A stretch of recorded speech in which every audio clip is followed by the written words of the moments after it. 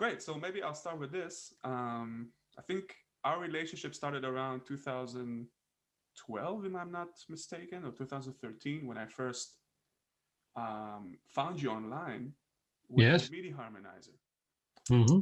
And we went a couple of, we went back and forth with that. And you came, you were a guest lecturer at my class at school many times. And in the meantime, we conversed and you developed new versions of the MIDI Harmonizer, which is for me, and I guess for many other players in the world still, people use it. Mm-hmm. It's a very useful application for to kind of like, let's say, emulates on one hand the original rotator back in the day, but also introduced new developments and things you can do on MIDI applications and software. Mm-hmm. So maybe the first thing I'm curious to know would be if you can kind of talk about how it all came about. Yeah, sure. Well, thanks first of all, Itai, for inviting me. I've seen some of your interviews with some interesting people that predominantly work with the EWI as yourself, being an excellent player and performer on EWI. And how did it came about?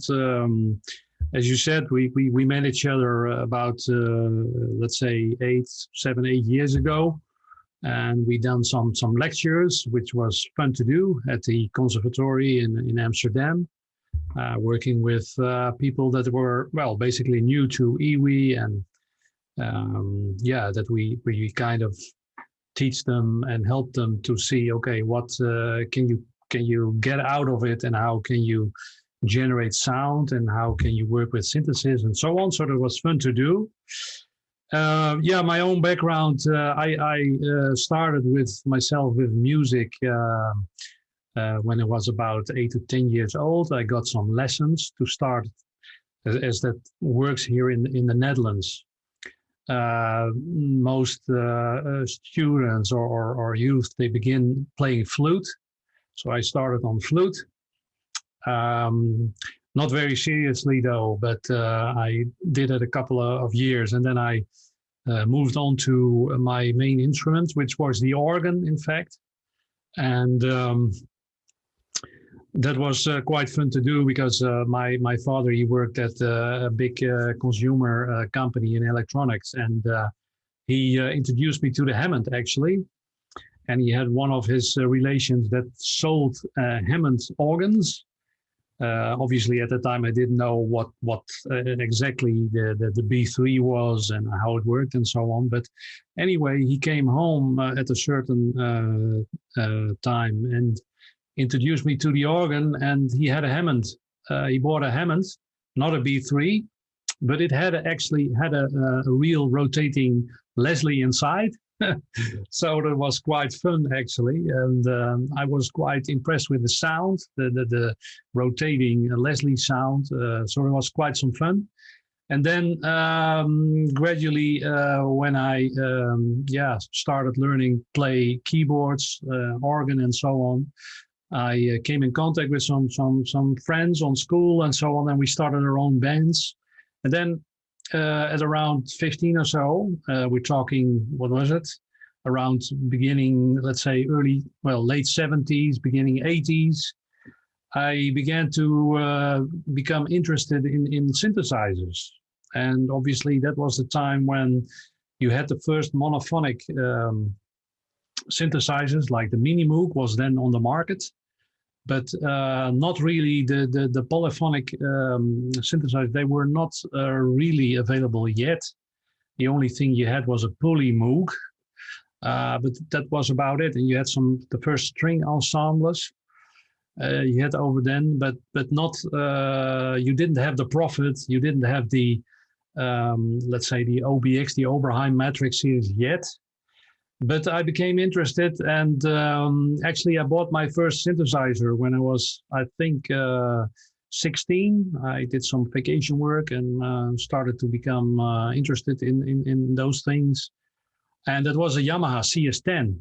And yeah, many people know the CS80, which is the flagship, of course, that was available already at that moment, or just about to become available. But CS10 was one of the entry synthesizers that I could afford. Also bought a string ensemble and started to playing in some bands. And well, to make a long story short, I then moved on to playing in some bands with synthesizers mainly. I listened a lot to prog rock, as they used to say at this moment. Then we called it symphonic rock and so on. So listened a lot to Genesis and that stuff. Became a fan of Tony Banks, looked at all his keyboards that he had and that he tried out, you know. And then also I became interested in the more improvisational music. Started to listen to the Brecker Brothers, started to listen to Miles Davis and that stuff.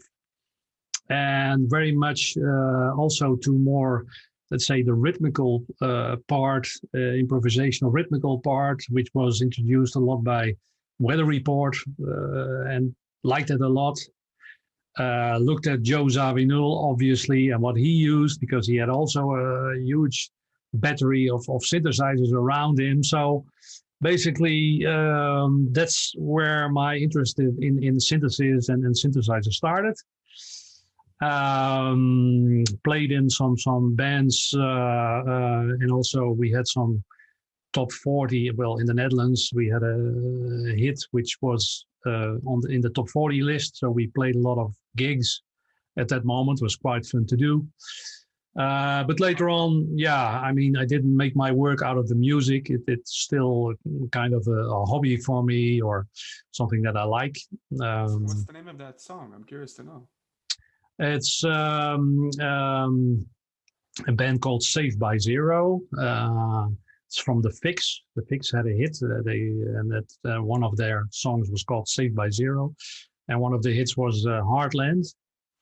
And then I had some other songs that we did. So yeah, that was quite fun at that moment, because we toured a lot in the Netherlands. And that's when I moved over my equipment also to one of the first polyphonic synthesizers, which was a Roland Uno. I owned a Uno 6. And I exchanged my CS10 Yamaha to a Pro 1, Sequential Circuits Pro 1, which was at that moment already the Prophet 5 available. Obviously too expensive for me, but the Pro 1 sounded good, which was basically a one voice version of the Prophet 5, obviously. And so I played Uno 6 and Pro 1 and had a lot of fun with that one. Yeah, and then went to a lot of concerts, and that's where the story comes in of the EWI, and the story comes in of the what to do with harmonization and so on, because I was at the North Sea Jazz Festival, I think it was in 1980 or so, and Steps Ahead performed over there with Michael Brecker, with Peter Erskine on drums, and obviously Michael Manieri on the vibes, and Victor Bailey on bass, and quite a nice setup, obviously, with musicians. And there we saw Mike Brecker playing on an instrument I didn't know before. It was the first time that I ever saw it and heard it. Probably nobody else actually knew what it was about. Exactly. And it was a whole new thing.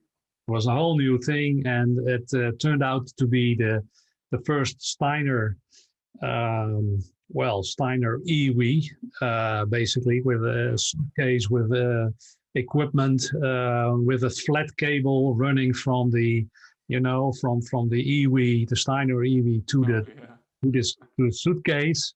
And then from the suitcase, it turned it into MIDI. And then obviously he used an Oberheim expander to basically generate the sound.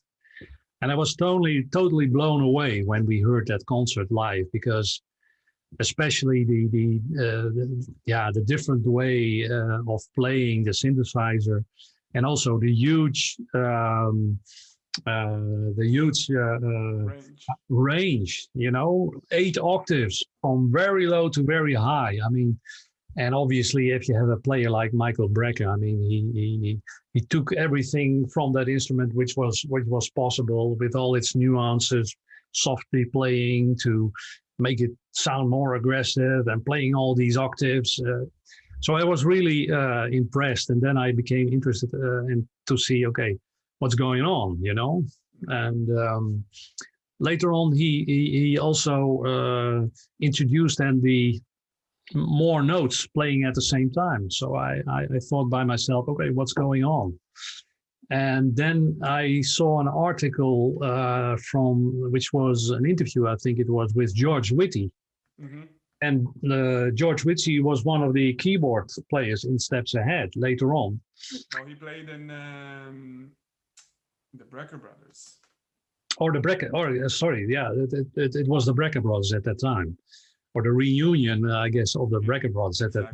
Yeah, that was it. That's correct. And I read that he, more or less had a bet with Michael Brecker to see if all of this, which was done by Brecker using the expander and the rotation, and he had a bet if this could be done in software as well, using the Logic environment. Right. And I saw a picture of this big environment with all the different modules in the environment and so on. And I became interested, and I thought, okay, maybe I can rebuild something like that for my own usage. Mm. And when doing that, I thought by myself, this is a little bit maybe too complex for people to understand and grasp. And things can go wrong very quickly if you click some of the cables and you turn it up where you can mess it up quite easily, Mm-hmm. So that's when I started thinking, hey, maybe I could develop some new software that actually can do this harmonization and can do this rotation and a lot of other things in software. And I started looking into this and thought by myself, okay, if we want to move this to a PC, then obviously you have to. Yeah, you have either the Windows lineup of PCs and you have the Apple, the Macs. Mm. So I wanted to do something that could run on both PC, Windows, as well as on Mac. Right. And I came, then I came across the Max platform. Mm-hmm. Cycling 74 is a company that actually develops this environment, and you can build your own. Yeah, you can build your own, let's say, flow, both generating sound as well as, let's say, mangling MIDI signals and so on and messages. Mm-hmm. And I thought, hey, this is something that I could use and which runs both on PC and on Mac.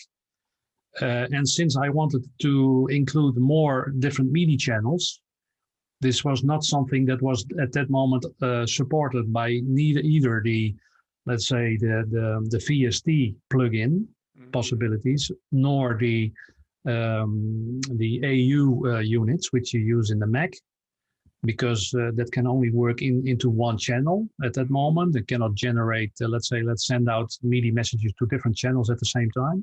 Mm-hmm. So that's when I start to think, okay, Mac should probably be a good platform to do this. So that's how it came about. Mm. And so I did a first version, which was quite basic. And then, let's say, very quickly, I made a better version with more possibilities. And actually, one of the first ones that I got in contact with that was enthusiastic about the idea was Steve Taglioni. So,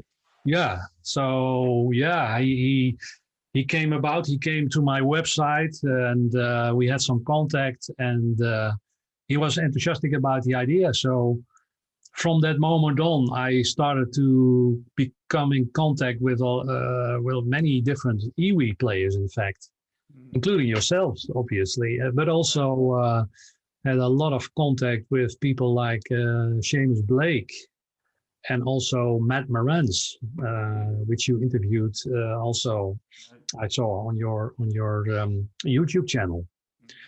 and discussing both with yourselves and also with the other guys. Yeah, and we came up with some new functionality that could be nice to use. So gradually, I started to develop the idea of the MIDI harmonizer. And yeah, this year I basically released a new version with some new stuff in that one as well, like freezing chords that you can, let's say, improvise over. So you can freeze your chord and then improvise over it.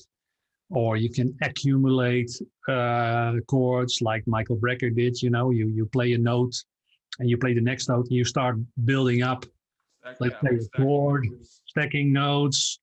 And then you can press a controller and keep it sustaining while you play solo over it and that kind of things. So yeah, that's where we are today. And the nice thing about it is, yeah, I got a lot of, like I said, a lot of contact with different players all over the world. In fact, that are using it and want to have special things that they say, hey, this could be nice, that could be nice. So I try to, compile it and assemble it or and implement it in newer versions. So yeah, that's how I came to doing this. Both from being enthusiastic about improvisational jazz type of music, because I guess the iwi is mostly used by players in that genre, I guess.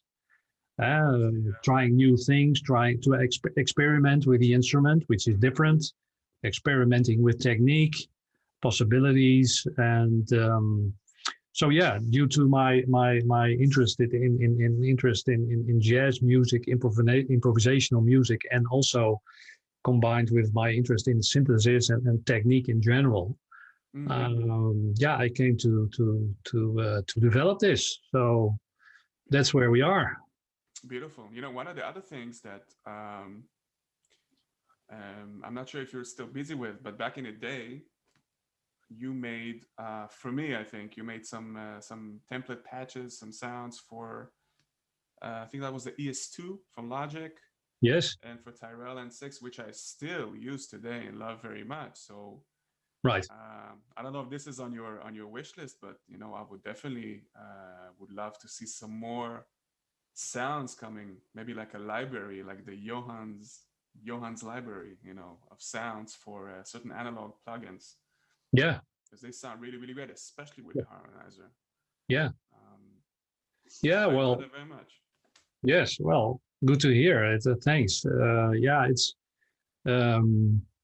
maybe if I get some more time in the coming future, that I can devote myself in doing some stuff. And obviously, you know, the guy from Patchman Music. Right. Who's doing a lot of programming and has done a lot of programming in the past for all kinds of different synthesizers, I guess. So he's and his sounds is also being used by a lot of players, I guess. But yeah, there's all kinds of new synthesizers, both hardware as well as software, coming on the market, especially in the latest years. And a lot of interesting developments going on there. So yeah, it might be that for certain new plugins that I might be, trying to do some new programming for specifically for iwi or in combination with harmonizer. Yeah, could be a good idea. Yeah, I think so. I mean, you know, one of the things that you do, for example, when you come as a guest lecturer to my class in the conservatory, you speak about how to create a simple template, let's put it this way, for an iwi pad. So something that will just react properly to iwi. Right. And I'm just curious, maybe if you can share or discuss a bit about basics for programming for iwi. Yeah. What are your thoughts about that? Yeah. Well, you know, first of all, people have to understand that the basics is of course this MIDI protocol that you are more or less, which is, let's say, defines the boundary in what you can actually do, because you're depending on what's coming out of the current EWI, which is MIDI 1.0. Yeah. Mm-hmm. Some new developments in that area as well. New MIDI 2.0 coming along now with many instruments. So might be that Akai is also working on a new one, or Yamaha even, which sends out MIDI 2.0, which gives some advantages. But still, you have to work with the MIDI messages coming out of the EWI. Mm-hmm. And to turn that into a sound which is expressive, which sounds good. And I think there are, let's say, a couple of things that you have to recognize. That MIDI is obviously not development for wind instruments. I mean, it was the basic idea was much more coming from a keyboard-like instrument, because it's note oriented. It's about playing notes with certain velocity, notes on different channels and so on. And it is less about, let's say, a continuous flow of air with different things happening, different notes, but also different, like you play on a saxophone, quite a different approach. So that's one thing that you have to keep in mind when programming sounds for EWI. And obviously, one thing that to keep in mind is, to begin with, is the difference between playing staccato and playing legato on an EWI, because what actually happens is that if you play staccato, you have a tag, or you have each note is sent out separately. Mm-hmm. And synthesizers will trigger every time you play that note. Envelopes are being triggered, or other things are being triggered as soon as you started the note. Now, as you play legato, which happens a lot of time, obviously, when you play on the EWI, because you blow into the instrument and then you play different notes. It's all being legato at that moment. What actually happens is that the EWI is then, for a very short time, overlapping the notes. So you play, for example, a C legato, and then immediately you play a D, for example. And what actually happens is that the C is then, first of all, the D as a note is started, and then immediately after that, the C is ended. So these notes overlap in time in the MIDI messages sent out. And synthesizers can react differently to that, because you have it's called single triggering and multiple triggering. And that's very important, because you should beware of what you do when you play staccato and what you want to do when you play legato. Mm-hmm. So that's the first important thing to remember, and that you can actually use when playing, when developing sounds for EWI. Mm-hmm. Second thing, obviously, that the most important controller is the breath control. Breath control can be used to trigger a lot of different things in a synthesizer sound. I mean, basically, there are two things that you always need to do, or in most cases you need to do, and that is that you want to hook up your breath control to control the volume. That's one of the first things. So if you blow harder, okay, the synthesizer sound should sound harder, volume-wise, obviously. So that's the first thing. Second thing is then that, you want to, in most cases, also control the sound. Playing harder gives a different sound than playing softer. And on a very basic level, that is being translated by influencing the filter. So that's a very simple thing. Obviously, when you play harder, in most cases, sounds of instrument become brighter. Yeah. So in most cases, you want to have the breath control also control the way the filter is opened up. So blowing harder means filter goes open. Blowing softer means filter is closing down. Obviously, this is all in a situation where you have subtractive synthesis, because you have also different types of synthesis, obviously. Right. If you have subtractive synthesis, let's say like the old analog synthesizers, most of them are all subtractive. Mm-hmm. And you have oscillators generating sound, and then with the filter you subtract frequencies. You make it duller, the sound, or you take off the higher frequencies, or you take off the lower frequencies, and so on. If you have other type of synthesis, then obviously you can control other things with breath as well. And the most interesting thing is, for example, in FM synthesis, there you have an operator, a carrier, and a modulator. Mm-hmm. And obviously, what you could do there is to actually change the tone, change the sound itself. Right. So change for example, the frequency of the carrier, and that makes or the frequency of the modulator, and that makes the carrier sound different. Actually, I saw that Korg has just released a new synth, a small synth. It's called the OpSix, and it's an FM synth. And I saw a video from Sweetwater, and with a very good explanation on how that works. It has a similar setup as the old DX7 from Yamaha, and it has 6 operators. It is very clearly explained how that works, and very fun to work with, very intuitive, I would say. So it's worth looking into that one. But yeah, so if you use FM synthesis, then obviously the breath can be used to control the sound. And yeah, when you blow harder, you want to have the sound maybe more aggressive or more richer in harmonics or things like that. Right. So that's also a thing to do. So and obviously you have a lot of other possibilities that you can control with breath messages coming from the EWI. Things like wave shapes, for example, or pulse width of let's say waveforms, or you can even let's say control the pitch. Like say you have or detuning of oscillators, you can control by breath and so on, or you have the breath let's say morph between different sample if you use sample synthesis. So yeah, it depends a little bit also on the type of synthesis being used, what you can do. So I'm curious to ask, yeah, do you think there's a difference between breath control and aftertouch in the sense of MIDI modulation?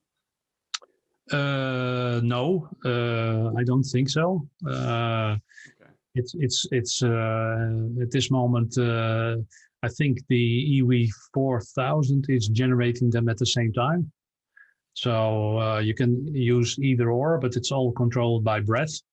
Right. So it doesn't really make a difference. Essentially, it is the same type of controller, I would say, right? Yeah. And obviously, if a synthesizer doesn't support breath controller as a source for modulation, right, you then first have to translate the breath control messages into other controller type messages like aftertouch or any other, to be able to use it in a similar fashion that you normally would do when you have breath available as a modulation source. Do you remember one time when you came to the studio when I was recording this album with the band and I used your Prophet 6?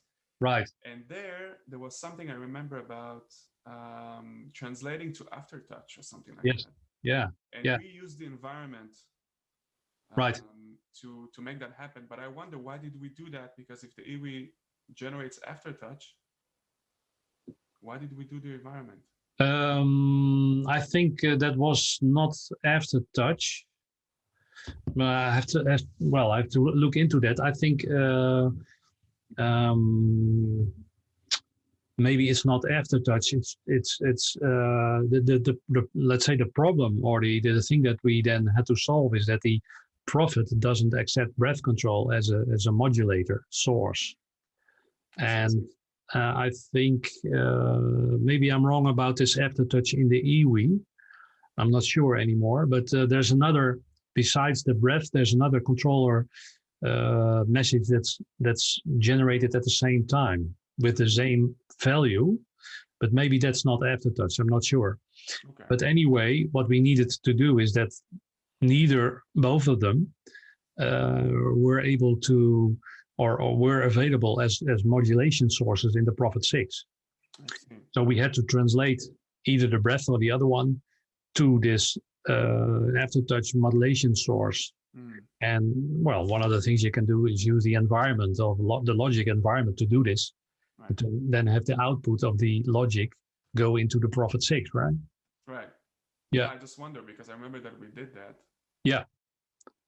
But I was just wondering why we actually went for this, and that's just send aftertouch, but maybe. Yeah, I think the other message besides the breath control coming out of the EWI was not supported either in the Prophet 6. That's why we needed to do the translation from one controller number to the other. That was basically it. Yeah, but that's another interesting thing actually in the EWI 4000, and that is this glide or portamento controller which you have available. You know, it's on the. Yeah, and I don't think a lot of people know about this. No. It's the controller right beside the octave rollers. Yeah. There's a plate immediately to the right of it. Right. And depending on how you touch on that one, lightly, or you put your thumb completely over it, or depending on how you touch it, right. You can generate a continuous flow of controller messages. Actually, I think it. For me, it's pressure sensitive. So the harder I press my finger into the plate, then I get. Yeah. The more overlap of your skin over the plate you have, the higher the message number is, or the message value is, will be sent out. True. And that's another source, obviously, that you can use to control certain aspects of synthesis. So you can use that for controlling pitch, or you can also control it for filtering, or well, the way I set it up is that I use the bypass of the harmonizer on control number 5. So every time if I want to play, like, let's say I'm in a high tempo and I want to switch between harmonized, not harmonized, harmonized, not harmonized. Right. Then I just use that thing, you know, so I can play like a really cool lick, and then like halfway I can switch to harmonize, and then suddenly it comes in all these voices, and then again away. Yeah. That's also a good application of it. You can hook it up to anything, and also controlling, switching on off things or effects, or even like switching on and off the harmonizer. Yeah. Right. It sounds good. Yeah. So there are a lot of possibilities with the EWI and controlling synths, and obviously the more sensors you have available that actually generate controller messages in something like an EWI, the more you can control the sound in real time in synthesizers. And so I saw some developments of mouthpieces, for example. You talked about in one of your other videos. Yeah, that will generate additional controller information or messages, and obviously that's all can all be used to make synthesizer more realistic and control more things. Yeah, but But I think it's kind of exciting times that we are living in at the moment, because I was talking about different types of synthesis, and we all know we started with the analog synthesis, which seems to be coming back. I mean, even sequential now has re-released the Prophet 5. It doesn't even have effects on board. It has only one mono output, like it used to be, you know. Really? Oh, is it like really like 100% the same? 100% the same, you know. Wow. Well, they put in some ref control to make, you know, the timing a little bit more sloppy in the pitch and sloppy in the envelopes and so on to simulate the older stuff. Did you try to play it? No, not yet. It looks from the outside, it looks the same as the old Prophet 5. And I saw some videos of people playing it already. For example, I think it was the keyboard guy from Jamiroquai using it, and very enthusiastic about it because it's, well, if you have ever played a Prophet 5, then obviously, you wanna use it again. Although you have in the meantime already different versions. You have the Prophet 6, you have the Prophet 12, you have the Prophet 08, you have the Prophet Rev 2. You know, so Dave Smith of Sequential, the owner and let's say inventor of MIDI originally, and the one that started up Sequential Circuits in the first place when they did the Prophet 5. Yeah, he already released a lot of different Prophets, but now I think the final and real Prophet has been released, and going back to analog synthesis. So you see that a lot. In the same time, you see, I just talked about it, the Korg with a new FM synthesizer. You see them with a new wavetable synthesizer, the wave state. And also in software, you see a lot of new developments. And what I think is that the next development, which is now on the horizon, is machine learning, artificial intelligence. So that's the stuff that's coming in the coming years. And you can see that, for example, Apple has just released the new hardware, the new chip of the new Apple Macs. And they are switching over from Intel to their own processors. So, and they already use those processors in their iPhones and iPads and so on. But now they want to again switch over from Intel processors in Macs to their own processor. Maybe you know the times that we with the G series of Apple computers, they used IBM chips and then they moved over to Intel. And now we're into a new era soon where the Apple Macs will move over to the new chips. And actually, it's a lot faster than the fastest Intel at the moment. So that's going to be very good. And what's exciting about it is that there's a neural engine on board. And why is this interesting? This is interesting because I foresee a lot of new developments in that area, also in the music business. Because if you see what for example, Google is doing with their Magenta project, for example, in artificial intelligence in music, there's a lot of stuff going on there. And so I expect also plugins and new software in the music area, which takes advantage out of neural engines like Apple is building into their Macs soon. And for example, you could develop a model. This is a little bit in the area of physical modeling, but then much more advanced and based on neural networks, you know. And this is going to be hot in the coming years, where you can actually, you know, record a sound of any instrument or a specific player, and learn from the sound, how it sounds, how it changes in dynamics and so on, and then to emulate that sound and play that sound for yourself. So you could, for example, record the Alan Holdsworth. Let's name an example, and feed, let's say, a neural network with a number of recordings from Alan Holdsworth, and then actually the model, the neural network can learn how it sounds, how it changes in the dynamics, and so on.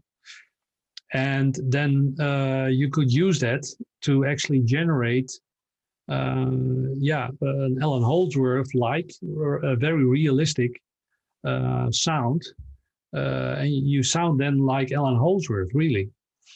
And so that's coming now. And obviously, you want to develop your own sound as a musician. You don't want to always sound like somebody else. Instead, you want to develop your own thing. But you can blend things like okay, can I then let's say develop a model which sounds like a crossover between 2 or 3 or 4 different artists and their sounds that they have?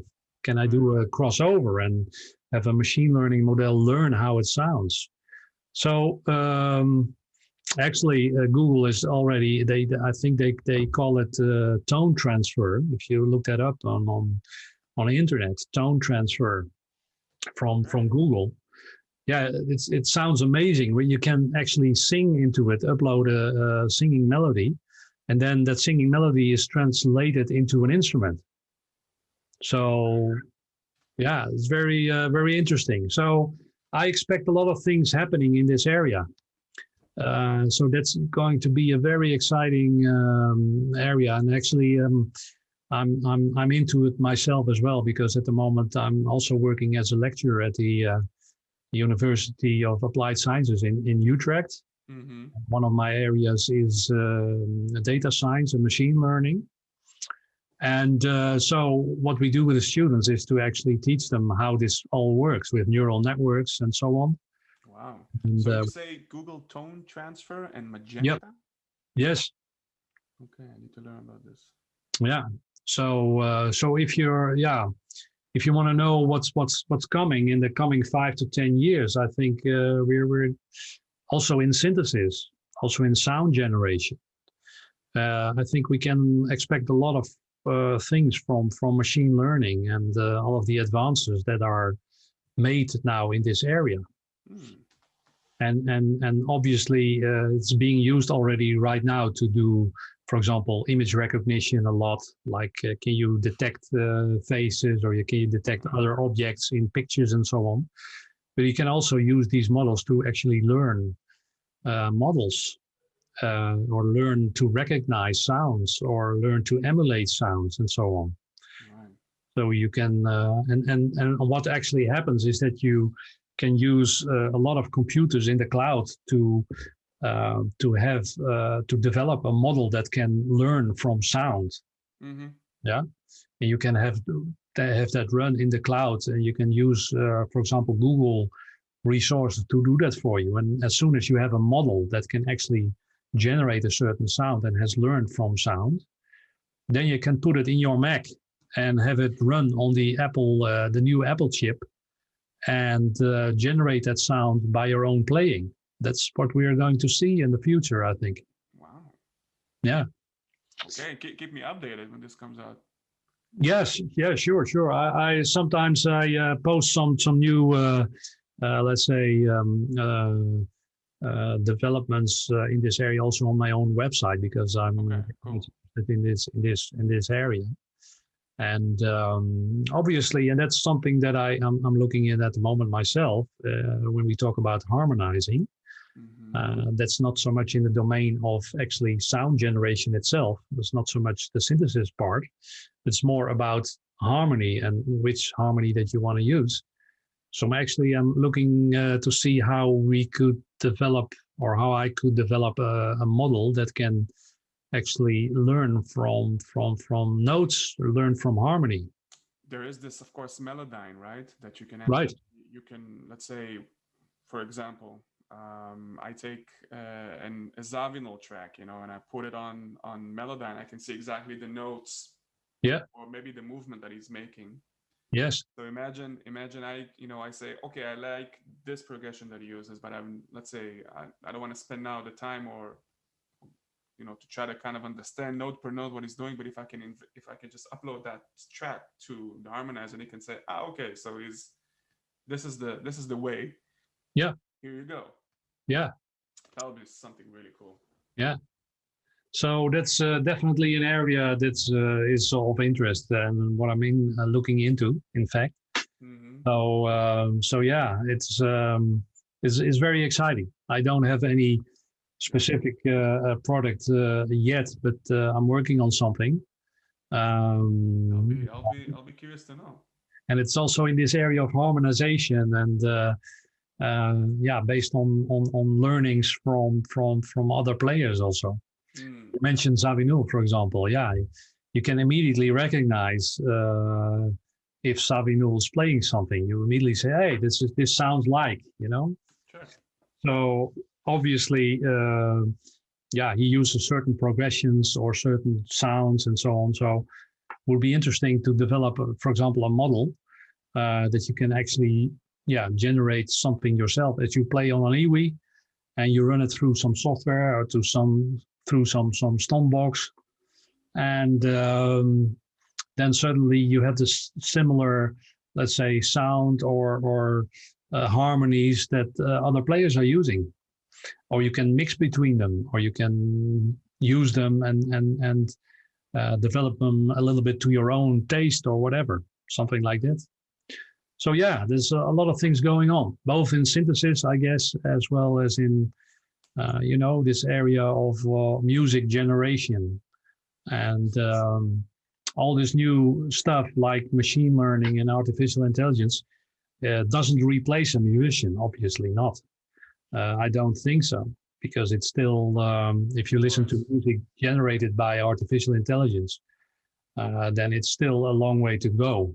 But I think that this new techniques can help musicians quite a lot in developing new ideas, new things. So that's how I look upon artificial intelligence in general. It can help professionals in certain areas, and including musicians, to do some new stuff and help them. So yeah. So this is exciting, I think, and we're going to see a lot of new stuff in the coming years. I'm sure. It's beautiful.